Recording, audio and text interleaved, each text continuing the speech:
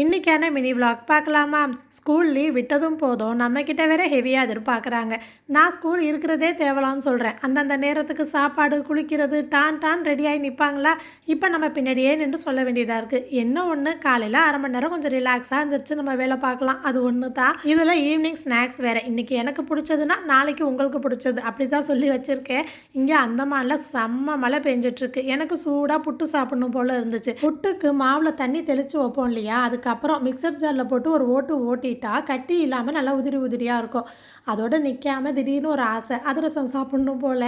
சரி ட்ரை பண்ணலாமேன்னு சொல்லிட்டு ஒரு கப்பு மாவில் மட்டும் செஞ்சு பார்த்தேன். நான் செஞ்சுருக்கிற அளவு டேஸ்ட்டு பார்க்கவே பத்தாது போல். நிறையா வந்துடும் நினச்சி இந்த சட்டி வச்சா இவ்வளோ தான் வந்திருக்கு. சரி அதிரசம் நல்லா வருதான்னு பார்ப்போம் அப்படின்னு சொல்லிட்டு அதையுமே வச்சுட்டு அதோட புட்டுமே வேக வச்சுட்டேன்.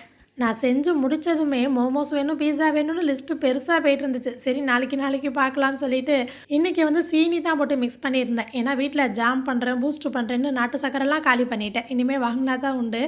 வீட்டில் தோசை மாவு இருந்தால் ஏதாச்சும் ஒரு சட்னி பண்ணி ஓட்டியிருக்கலாம். ஆனால் மாவு உடையான் டின்னருக்கு அஞ்சான்ங்கிறது தான் உண்மை. தோசை மாவு காலி. சரி பூரியும் பண்ணிடலான்னு ஆட்டா மாவு 2 டேபிள் ஸ்பூன் ரவை, உப்பு, தண்ணி மிக்ஸ் பண்ணிவிட்டு ரொம்ப இறுக்கமாகவும் இல்லாமல் லூஸாகவும் இல்லாமல் மாவு பிணைஞ்சிடணும். தண்ணி ஊற்றுற வரையும் தான் இங்கே வச்சு காட்டுவேன். அதுக்கப்புறம் போய் உட்காந்து பிணைஞ்சிட்டு அப்படியே வீடியோவில் காட்டிடுவேன்.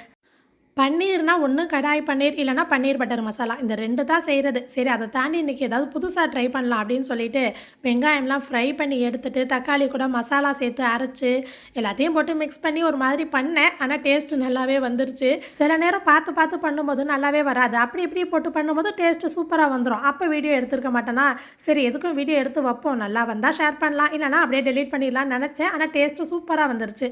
நமக்கு எப்போதுமே ஃப்ரெஷ் க்ரீம்லாம் சேர்த்து பழக்கமே கிடையாது, அதெல்லாம் வாங்கினதும் கிடையாது. என்ன மாதிரி யாராவது இருக்கீங்களான்னு சொல்லுங்கள். அதெல்லாம் சேர்க்காமலே க்ரீமியாக இருந்ததுனால க்ரீமி பன்னீர் கிரேவின்னு பேர் வச்சாச்சு.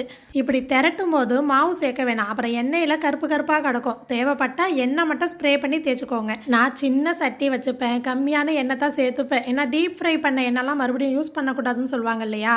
இதை அப்படியே தூரப்படவும் மனசு வராது. அடுத்த நாள் அப்பளம் பொரிச்சிட்டு இதிலே சமையலும் முடிச்சிருவேன். அதுவே சிக்கனோ இல்லை மீன்லாம் பொரிச்சோம்னா அந்த எண்ணெயை போட்டுறது. நீங்கள் டீப் ஃப்ரை பண்ண எண்ணெயெல்லாம் என்ன பண்ணுவீங்கிறத கண்டிப்பாக கமெண்ட்டில் எங்கள் கூட ஷேர் பண்ணுங்கள்.